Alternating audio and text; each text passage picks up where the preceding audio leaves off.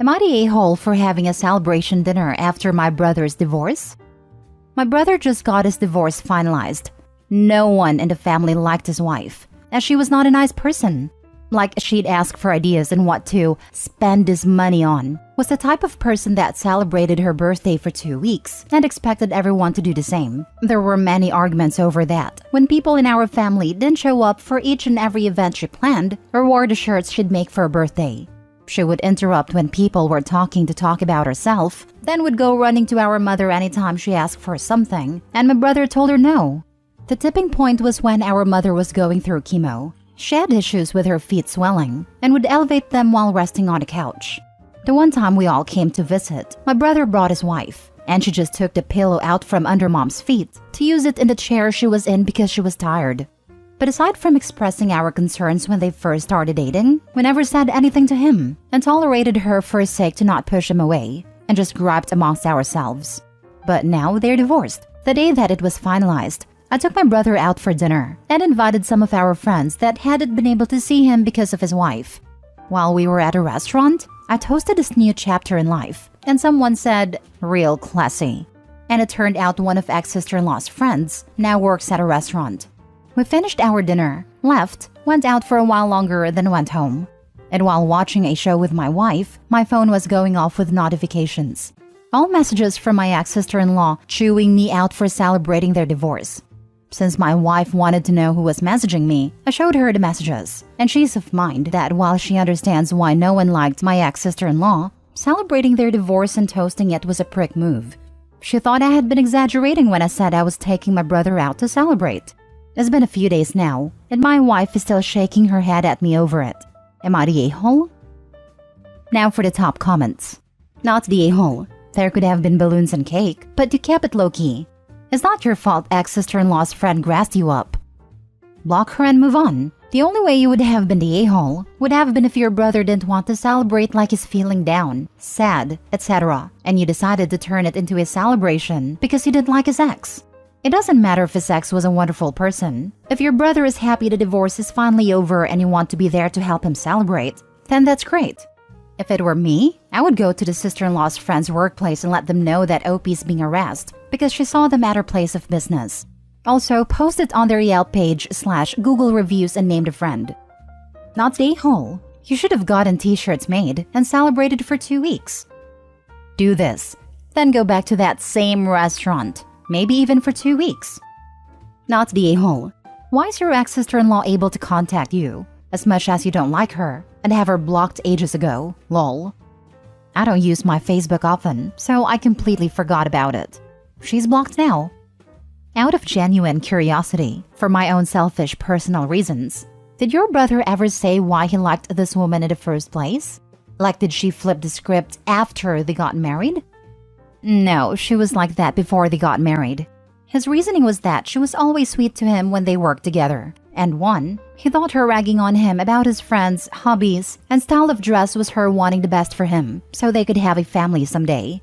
And two, she always told him about how her previous relationships were all abusive, so he wanted to do anything to help her and be good to her. Next story. Am I the a-hole for refusing to continue paying rent when I buy my own house? My boyfriend, 31 male, bought a house this year, which is an unprecedented achievement in our country. He earns 5 or 6 times more than I, 27 female, do, and we usually split everything 50-50. But lately I've been calling attention to the fact that I'm supporting more expenses, but I gave him a discount since he was going to buy a house. Just recently he bought a house and has asked me to move in with him. However, he's also asked me to pay a symbolic rent, which is essentially the same amount I'm currently paying for rent elsewhere. Additionally, even though he's hired someone to clean the house, I know that I'll still be responsible for a lot of domestic tasks. At first, I suggested that I pay for all the utility bills, such as electricity, gas, water, and internet, as well as food expenses. But he didn't agree, and we had a disagreement about it. Eventually, I agreed with him that it would be simpler to just pay a fixed amount, instead of splitting the bills and creating any entropy. The discussion has become more intense now, because I mentioned that I will be able to buy a house by the end of the year. I explained that it wouldn't make sense for me to continue paying him rent if I have my own place, and suggested that we find a solution that works for both of us. However, he thinks he is being overly generous, and he says that I would still be benefiting by paying that amount. Since I've been with him, I have had very high expenses, and I've told him several times that I can't keep up with his lifestyle and that he should support some costs, at least half, because I currently don't have the capacity to handle both expenses. He works very hard to make real money, and from the start of our relationship, I have been the one taking care of the domestic chores, cooking for him and helping out with grocery shopping. When we go out to eat, we split the bill, and I don't mind doing all this for him because he is amazing. He expressed gratitude for my efforts, but also stated his hope that I wasn't doing them expecting financial gain. He went on to share his vision for the future, stating his preference for separate accounts and everything being kept separate. He suggested that I live in his house by paying rent to assist him with his credit, but emphasized that the house would always remain his property. He also mentioned that even with children, he would like everything to be equally divided. I explained to him that I can't keep up with his lifestyle, as I won't earn as much as he does. However, he became skeptical and hurt, implying that I'm only with him for his money and calling me an idiot for not understanding the situation and now not seeing things as they are. My friends have told me that he's taking advantage of me and that I'm just a convenience for him for now, and I'm starting to wonder if they're right. Should we be more individualistic in our approach to finances, or should we work together to build a good life and acquire property? Am I the one being unreasonable here? Not the a-hole. He is taking advantage of you. He is treating you like a live-in bangmaid, and on top of that, expects you to pay for the privilege. Not the a-hole, OP. Carry on with buying your house, and let your soon-to-be ex-boyfriend find someone else to pay towards his bills. He's treating you like a maid/lodger with benefits. You need a partner who values you. I always wanted to live in my own space, because at least when the nonsense happens, I could go back to my own sanctuary and not be stressed with a crapola. My boyfriend never understood that, and of course, we did not marry. Not the a-hole, and you need to run. Run far and run fast. This man, who makes 5 to 6 times as much as you, expects you to share equally in an investment where he reaps all the benefits. This is wholly unfair, and he is taking financial advantage of you. He is the one who doesn't understand the situation. You are together for a relationship, for the long haul, while he is in it for a financial reward. Please don't let his double talk dissuade you from moving on and finding somebody who values you for your worth, and not how much you can contribute to their financial stability. All of this, complete double talk and BS, where he gets to usually benefit financially and she doesn't. Then it makes 5 to 6 times more than her and makes her split the dinner bill every time? Hell no, he's a greedy jerk. So you helped him buy a house by supporting him, but he's not helping you buy a house by supporting you? Not the a-hole if I'm understanding correctly. Her boyfriend is milking her dry, and it's like she doesn't even realize it. He's basically using her to pay his mortgage, hence why he wants her to keep paying rent. He doesn't care how much money she has, as long as he gets to keep his own cash. I hope Opie wakes up and see what he's doing. Next story. Am I the a-hole for telling my wife's siblings she is not their mother and they are no longer children? My wife is the oldest in her family by 9 years, and she was subjected to being a parent figure to her younger siblings by her parents who were crappy and uninvolved parents to all 4 of them. Only difference was, while my wife was forced to raise herself, she was forced to raise her siblings, and she struggled with that. Her siblings view her as their mother. She did make sure they were okay, but once she was 18, she refused to be all they had, and they went into foster care due to the environment they were living in. My wife was forced to drop out of high school at 16 because she found it too much to handle and failed all her classes. Then at 18, she decided she needed to fight for her own future. This is part of why she made the decision to call CPS instead of raising her siblings. She got her GED and she got a degree at a community college. We met while she was in the middle of doing this. She told me all about her childhood and how tough it was for her. She did see her siblings and stayed in their lives, though they were sadly separated in foster care. But they are now 21, 22, and 24 years old and still see my wife as their mother. They were jealous when our children were born, and my wife had to remove them from her life for a couple of years because they were angry at her for being a better mother to our first child than she was to them. Contact has been back for a little over a year now, but they have not really changed. They made my wife feel guilty for pushing them aside instead of working on things. But then they make comment after comment about the effort she goes to for our kids and how she never did that for them, and said it was hurtful to call our son her oldest child when she has them. My wife has told me she doesn't know what to do because their childhoods messed up their perception of her, and I told her I would speak to them the next time. So they stopped by Easter Sunday and were saying to my wife they wanted her to get photos done with them and our kids to show she's mom of all of them and they're just as much her kids as our children are. I told them to stop, that their sister is not their mom, she's their sister. She was a child just like they were, and they are no longer children and they need to start treating my wife as their sister and not their mother who owed them a certain childhood. They told me I have no idea what I am talking about and stormed out. This was the first time they left, and my wife looked so relieved. But her siblings gave her a hard time afterward. Am I the a-hole? Now for the comments. Not the a-hole. You articulated something she'd been wanting to say for a long time in a way the siblings could understand. Good job.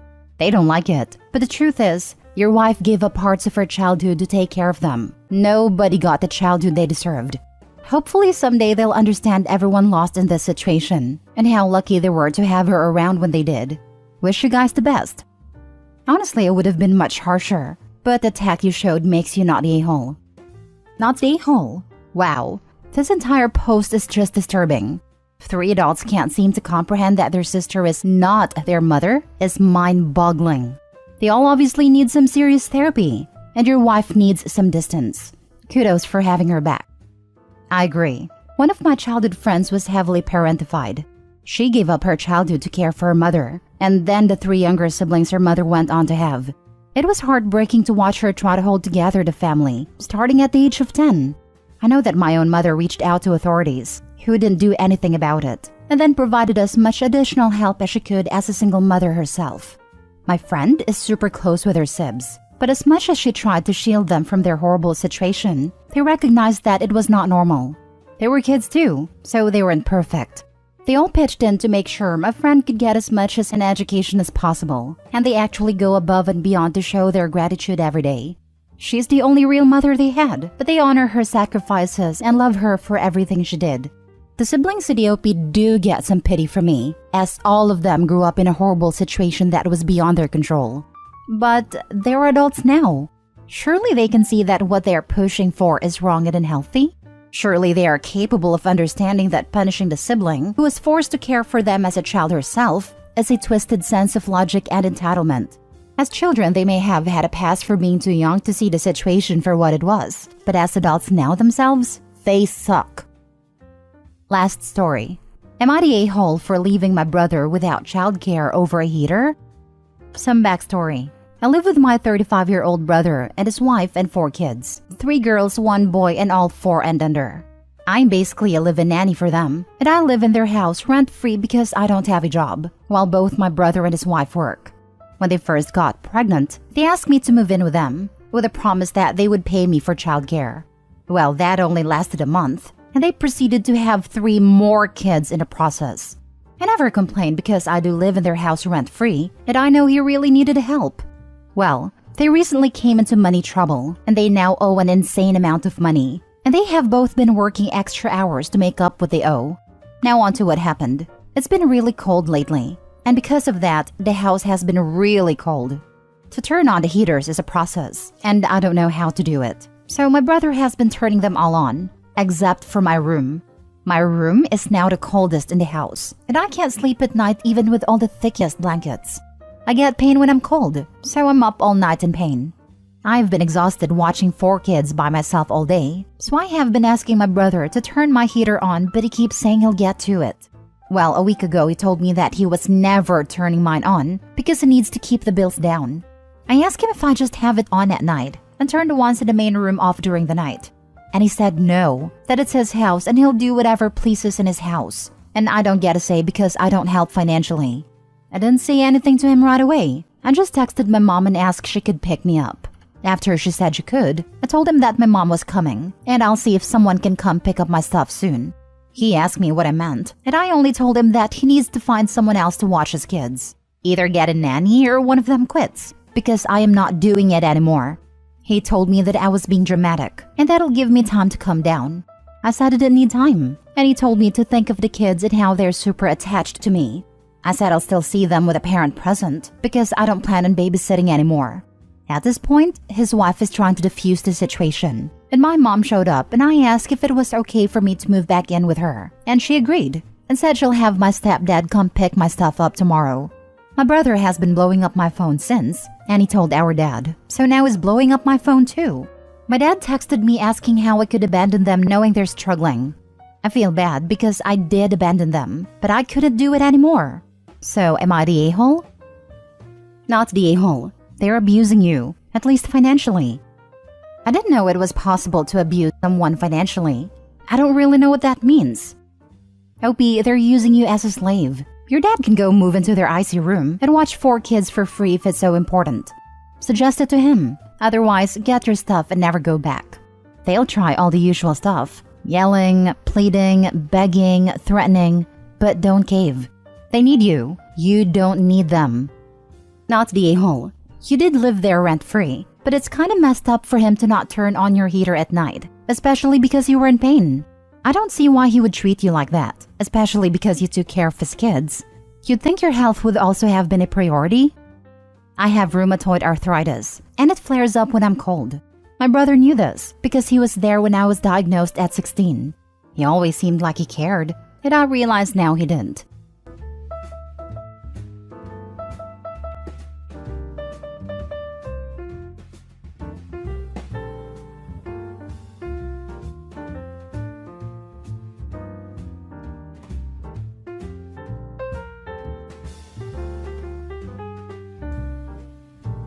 Update. My 31 female best friend 32 female is telling me that my boyfriend 34 male cheated with her, but it says that she's lying. How do I get to the truth and then salvage whichever one of these relationships is worth saving? Original post. I've been best friends with Becca since 2010. We were college roommates, and then after we graduated, we still lived together up until I moved in with my boyfriend Nate in 2019. One thing about Becca is that she's always had a drinking problem for as long as I've known her. And she's done stuff while drunk that has sometimes caused problems in our friendship. She does try to stay sober, but every few years something will happen to make her start drinking again, which is what happened earlier this summer. So last Saturday, Becca called me because she was drunk somewhere and needed a ride home. I couldn't go pick her up because I had flu and I was in cold medicine, so Nate went to get her instead. A couple of days after that, I started noticing that Nate was being weird with his phone. Normally, he leaves it out on a coffee table if we're watching TV or whatever, but he started putting it face down, so I couldn't see what notifications he was getting. My first thought was that he was trying to plan a surprise. And because of the timing, I thought that maybe Becca was helping him. Yesterday, I saw Becca. I told her that Nate was being sneaky all of a sudden, and asked her if he said anything about maybe proposing soon. She asked me if I looked through his phone, and I said no. Becca started crying and told me that she and Nate hooked up in his car that night that he came to pick her up. Her excuse was that she was really drunk and didn't fully know what she was doing. She said she'd been texting him since, telling him that he needed to tell me what happened or else she was going to. I asked Becca to show me the texts, but they were all in the app Signal, which deletes messages after a day. So all I could see was that she and Nate had a chat thread, but nothing that they said. I told her to text Nate in front of me so I could see what he said. And she did, but we got no read receipt and so no response at all. So it didn't prove anything. I asked Becca if she was sure she wasn't so drunk that she maybe imagined it or thought a dream was real. And she absolutely lost it on me. And said that she knows that she's horrible when she drinks, but that she's not freaking delusional and she doesn't make things up. She said that I could believe her or not and it's my choice, but she was telling me the truth. I just said I needed to go home and talk to Nate. So when I got home, I confronted Nate with what Becca had said, and he acted shocked and denied that anything like that happened at all, and said he didn't know why I should think so or say so. He said that he had just given Becca a ride home, and the only thing that happened was that they talked about how he and I had been together for a long time and how we should get married already. He admitted they were talking on Signal the next couple of days, but he said that it was about exactly what I thought, that he was asking her about engagement rings and what kind of proposal I would want. Nate replied to Becca's message from before, asking her if she made up a story about them hooking up to not ruin the surprise about his proposal. And she texted him back that there was no proposal and to stop playing dumb. So then Nate called her pretending like I wasn't in the room and told her that she needed to stop whatever she was trying to do because we were on the verge of breaking up and he'd rather just have the surprise be ruined. But Becca just kept telling Nate to stop lying until he got angry and hung up on her. I really didn't know what to think, and I still don't. Right now, Nate is really upset and not really talking to me much. He says that it's bad enough that Becca acted insane and ruined his plan to propose, but it's even worse that I believed her lies even a little and would think that he would ever cheat on me. Becca texted me saying she was sorry, but otherwise I haven't talked to her either.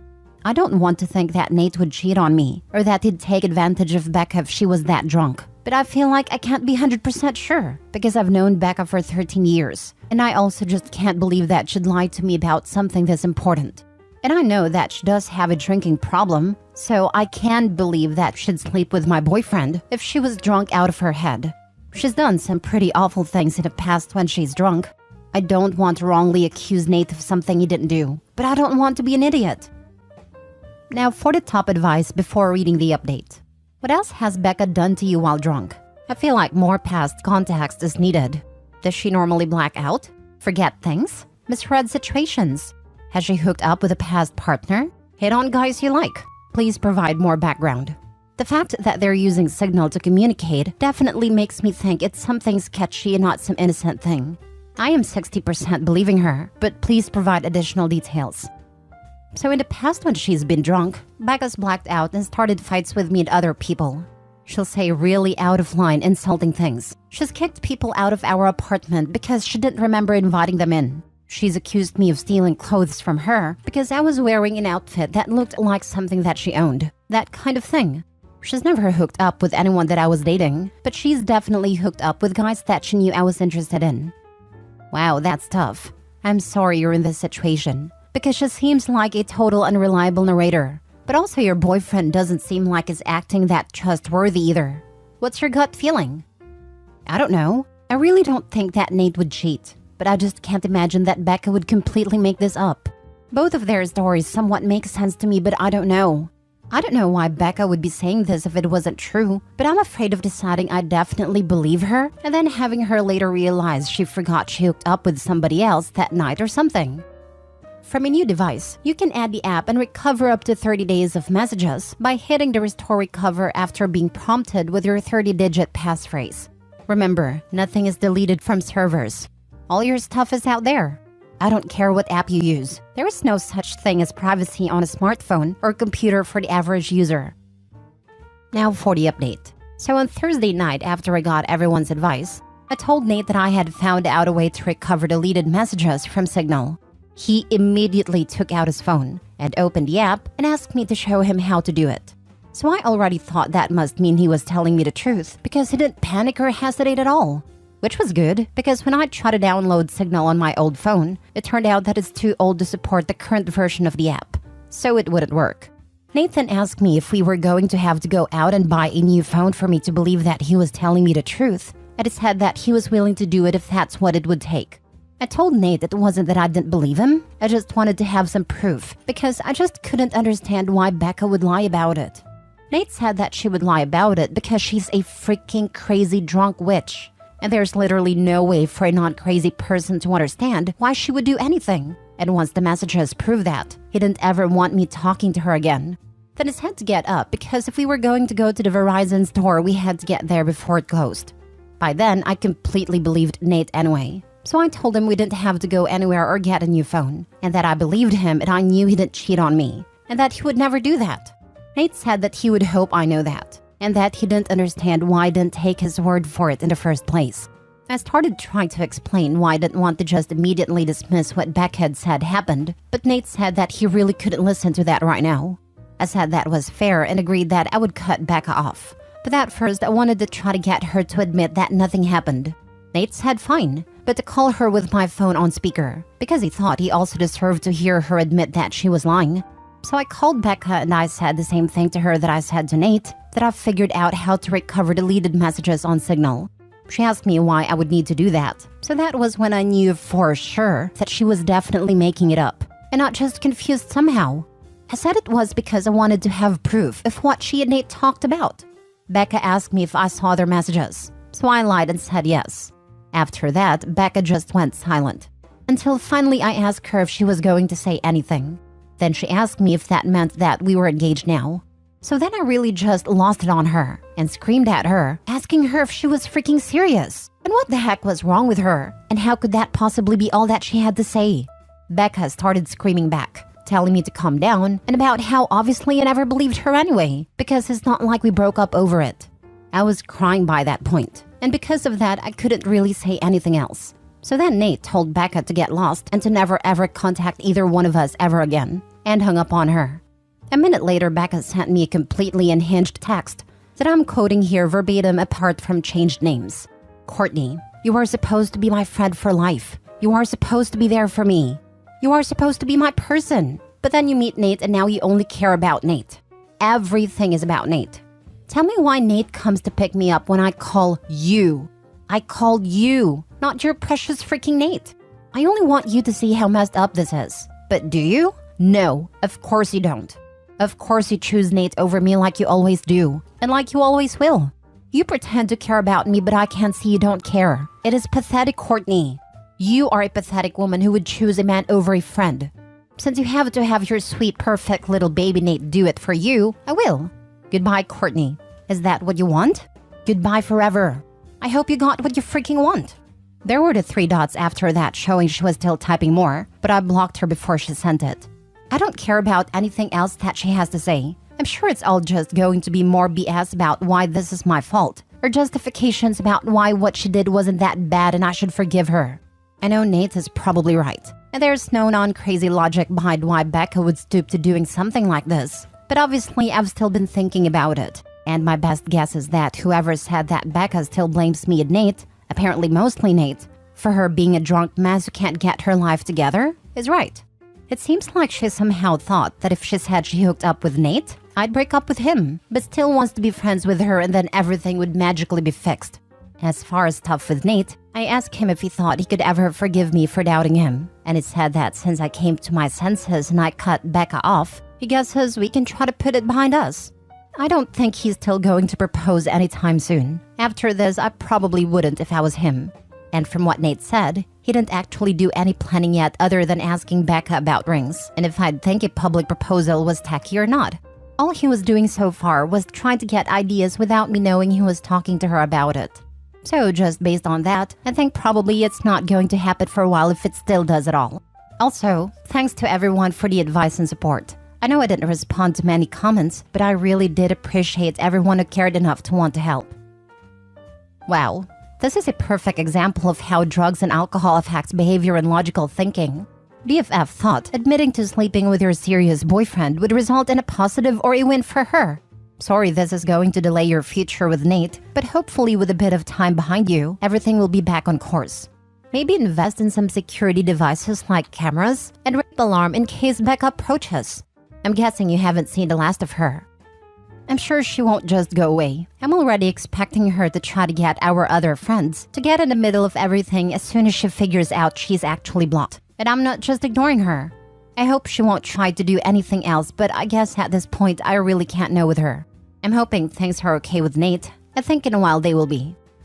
I would get out ahead of that. Message your mutual friends and explain the basics of what happened. Tell them you're not asking them to take sides or cut her off, but you expect that she will try to get to you through them and you're asking them to respect your decision to end that friendship.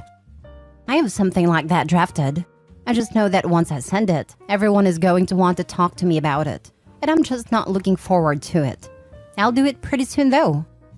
It sounds like you are the most patient one of her friends regarding her drunken mishaps. I'm sure your other friends will be on your side once you explain her lies. Had you been pressuring Nate to propose at all? Not even. We've talked about it a little just because I'm getting into my 30s and whatever, but to be honest, getting married isn't even that big a deal to me. Or to Nate either, I don't think. I actually somewhat have the impression that Becca bringing it up made Nate think that I had said something to her. So that's why he decided to ask now. But obviously this doesn't seem like the best time for conversation about it. So that's just my feeling. Well, if it isn't something you've been pressing for or even want necessarily, just concentrate on getting your relationship back to where you want it. Sounds like if you stay no contact with Becca, you have a good shot of that happening. I'm curious if Becca ever said anything to you when she hooked up with guys you liked. Do you think she was blocking you on purpose to keep you for herself? Did she try anything with Nate before you were exclusive? Or was she drunk and looking for hookups? I don't think she ever put enough thought into those hookups to be malicious like that. She was just inconsiderate and would go after whoever. Last story. My girlfriend, 28 female, doesn't want me, 27 male, to keep our current dog because she's old and thinks she'll cost more money than we need to spend. How can I respectfully tell her I'm not getting rid of the dog? Me and my girlfriend have been dating for 6 years. I brought a dog into the relationship who was 5 years old at a time. The dog is currently 11. I had conversation with my girlfriend about this and the possibility of another dog. The first thing she said was, no, dogs in general are expensive. Which reminds me, you should get rid of the brat we have right now, because all dogs like her are so much more expensive. After she said this, I told her that the dog was my best friend and something I would never get rid of because she means too much to me. I told her that the dog matters more than money. She got mad, and she said that the dog should matter less than what she wants because we've been dating for 6 years. I simply got up and left the room to calm down. The dog has never been a problem. She hasn't had to do anything with her other than feed her at night when I'm at work. The dog hasn't ever been a problem in the time we've been dating. She's mostly lazy, and the most she does is a daily walk that my girlfriend hasn't ever had to do. I've owned this dog for longer than we've been dating, and this dog gave me the love that I wasn't able to get from anyone. How can I tell my girlfriend that I'm not going to get rid of the dog? I don't want to cause more problems than needed, but I do care about my girlfriend, and I don't want to lose her because of something as stupid as this. Now for the advice. How can I tell my girlfriend that I'm not going to get rid of the dog? You tell her straight. I'd be concerned at this point about how she treats your dog when you're not around. To word this in the gentlest way possible, I don't suppose it's with kindness. I seriously think you need to walk away with your dog. Yeah, I would seriously be concerned that one day you're gonna come home to find your dog gone. With your girlfriend saying, gosh, he must gotten out and run away, I guess. And not knowing if she actually drove him 100 miles away and abandoned him in the woods, or took him to a vet and had him put down. How about getting rid of the girlfriend?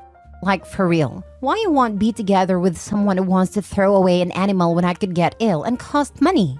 What will happen when you get ill and cost her money? Or a child? She's unemployed, so I would be caring for myself with my own money. And we've talked about the children thing before, but she believes children are more important than animals, says they're a lifelong responsibility. You should get rid of her, because unemployed girlfriends are more expensive. Edit. Thank you everyone for the advice. I didn't think there would be so many people helping with this. I have decided, when I have time, to get rid of the girlfriend. I can't be with someone who, like many of you have said, who will not care for me when I'm old and sick with her, or who will divorce and leave me when our children turn out to be too expensive. Me and Pupper will live our best life without that weight on our shoulders.